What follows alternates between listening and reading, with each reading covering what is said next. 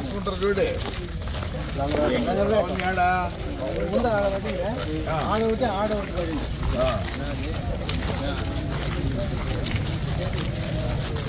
లోపల లైట్లు ఉన్నాయా?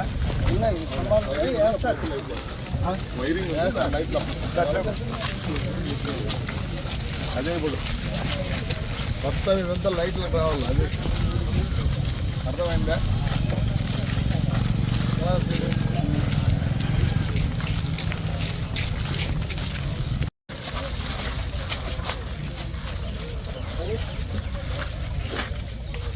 అది గోక్తే ఏమైనా అవుతుందా? ఆ గోడకు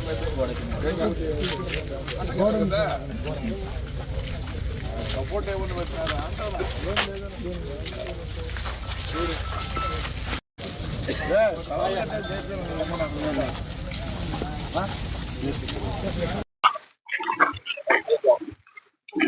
తక్కువ సాయి కూడా దాండి.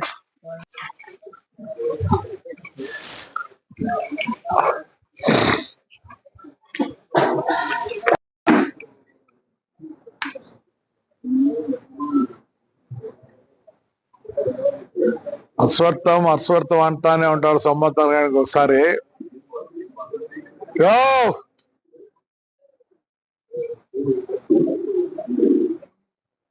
అశ్వత్థం అశ్వత్థం అంటారు కానీ ఎవడోడు ప్రెసిడెంట్ అయిపోతే వాడే అన్ని చూసుకోవాలా, వాడే అన్ని తినాలా, అన్ని వాడే ఖర్చు పెట్టుకోవాలా. ఇంతమంది ఉన్నారు,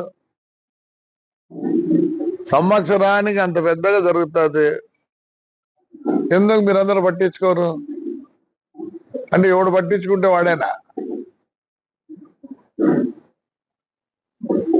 బాధ్యత లేదు. ఏమంటారు? బాధ్యత.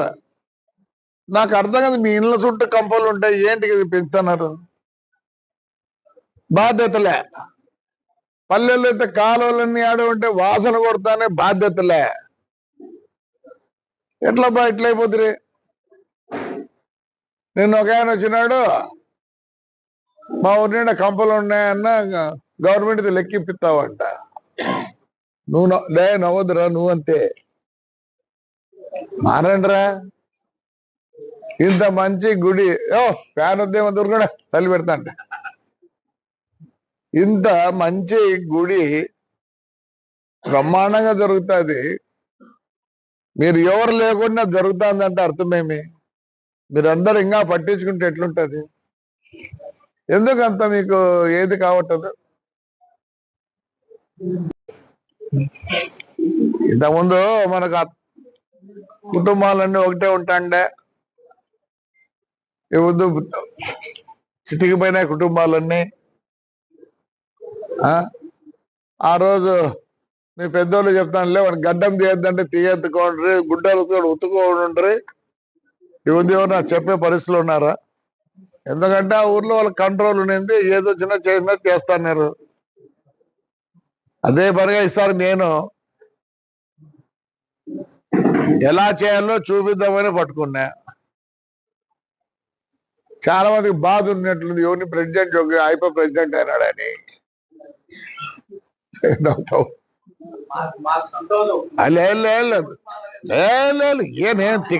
నేనేమన్నా తిక్కనా కొడుకునే? మీ అందరిలో తిరిగి తిరిగి తిరిగి తిరిగి నేను మీకన్నా మేధావుని అయిపోయినా. పుణ్యం లేకపోయినా ఏం కాదులే, కనీసం ఎలా చేయొచ్చు అని చూపించేదానికి. ఒకవేళ నువ్వు అనొచ్చు నీ దగ్గర డబ్బులు ఉన్నాయి అనొచ్చు, ఖర్చు పెట్టద్దా? ఇప్పుడు శివాలయం మొత్తం పీకిన పడిపోతుంది, ఆల్రెడీ పడిపోయింది. ఎన్ని సంవత్సరాలు కట్టేది? 690 సంవత్సరాలే కట్టి అప్పుడే చిన్నగా పడిపోతుంది. సరే, సెంట్రల్ గవర్నమెంట్ ఆర్కేడ్ వద్దు మనల్ని ముక్తిరు, సరే వాళ్ళు పట్టుకొని ఏదో చేసి ఇప్పుడంతా చేసి, ఇప్పుడు కాంట్రాక్టర్ కూడా వస్తున్నాడు.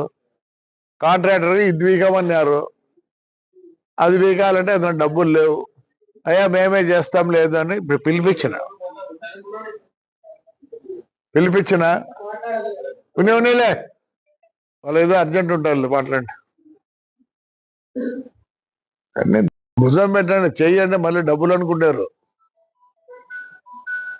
మళ్ళీ తిరుగుతారులేండి, జోల పడతాను ఈసారికి. దీనికి మంచి కాంపౌండ్ గేంపౌండ్ అన్నీ చేసి కనీసం ఒక డబ్బులు డిపాజిట్ చేసి పండుగ రోజులు వాడుకునేటట్టుగా ఇవన్నీ చేయాల. ఎన్విరాన్మెంట్కి డబ్బులు పోతాయి, యాడికి పోతున్నాయి మనకు తెలియదు. ఆ ప్రెసిడెంట్ గారు ఏం రాసో తెలియదు. ఈసారి చూపిద్దాం ఎన్ని డబ్బులు వస్తాయో.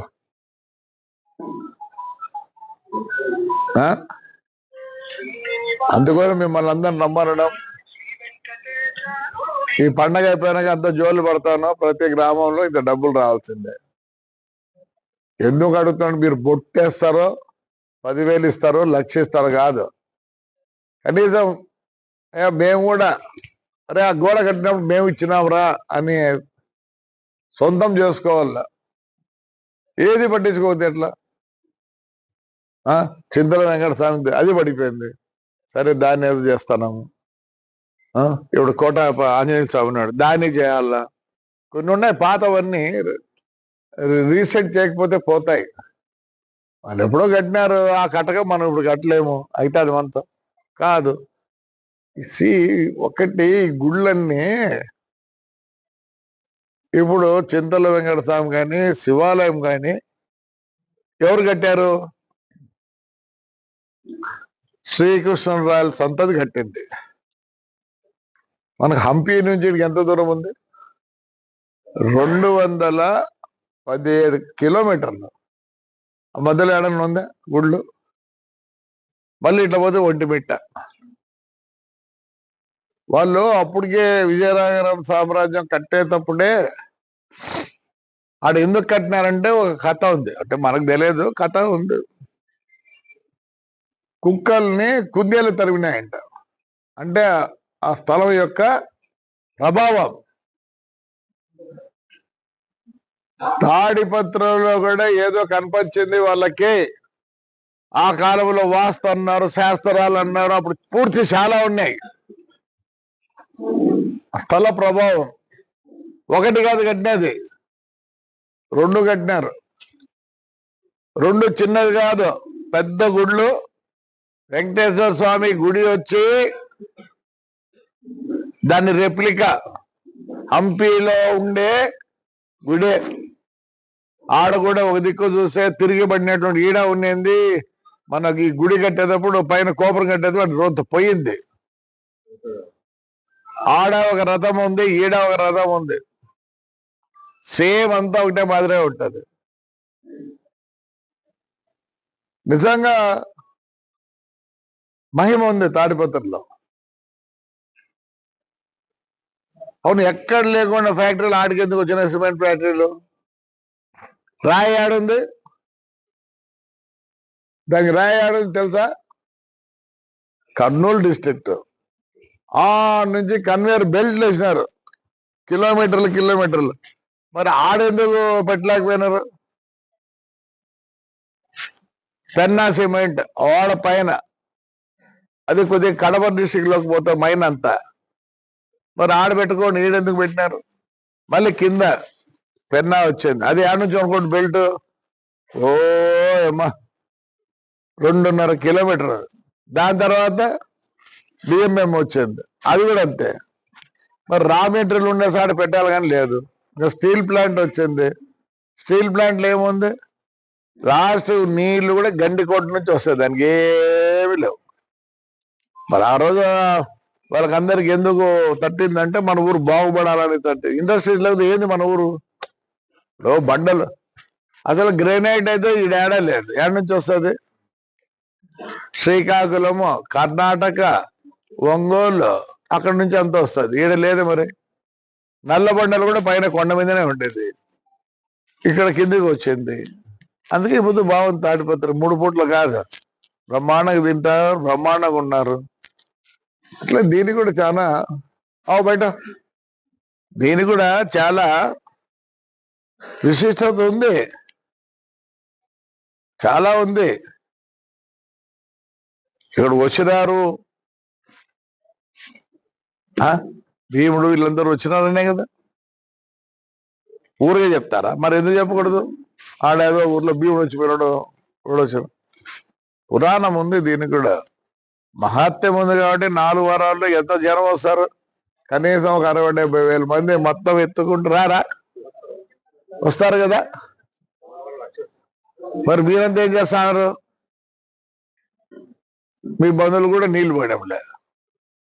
అప్పుడు పోస్తారే మీ నాయన వాళ్ళందరూ బ్రహ్మాండగా వండించి పెడతాను. ఇప్పుడులే మార్పు, ఇవన్నీ మార్పు. దీన్ని తిరిగి బాగా చేద్దాం అనే ఉద్దేశమే. ఇప్పుడేమి ఈసారి చూడండి ఎలా ఉంటుందో. మీ అందరి సహకారంతో. డబ్బులా కాదు, నా డబ్బులు కాదు నాకు పనిచేసేది. మొన్న ఏదో ఒకటి జరిగితే 15 రోజులు చేసినారు. నేను మా ఇంట్లో నిద్రపోయినా, సరిగ్గా ఆ రోజు పోయినా అయింది. మీలో ఆ పనులు లేరు.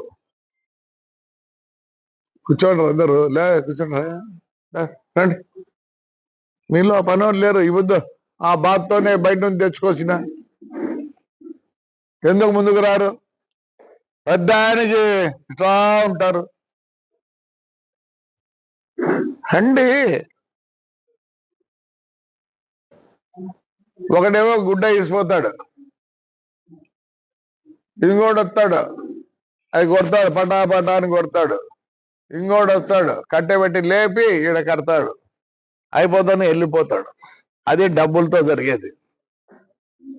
ఆడు ఉంటాడు చూడే, పట్టేసినప్పుడు ఉంటాడు వాడే, కట్ట చేసినప్పుడు వాడే ఉంటాడు, కొట్టేటప్పుడు వాడే ఉంటాడు. అది డబ్బుకు తేడా అదే. మనవాడికి డబ్బుకు తేడా.